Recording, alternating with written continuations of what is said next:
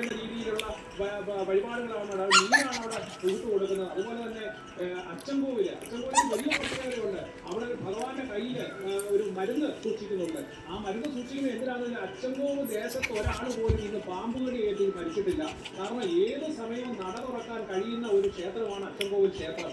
അവിടെ ചെന്നിട്ട് ഏതൊരു ഭക്തനും അവിടെ പാമ്പുകടി ഏറ്റി എന്നിട്ട് ആ മണിയിൽ ഇങ്ങനെ അടിക്കുന്ന സമയത്ത് ഒരു വേശാന്തി അവിടെ ഓടിയെത്തും. എന്നിട്ട് നട തുറന്നിട്ട് ഭഗവാന്റെ കയ്യിലിരിക്കുന്ന ആ മരുന്നെടുത്ത് ചാലിച്ച് ഈ മുറിവിലിടും.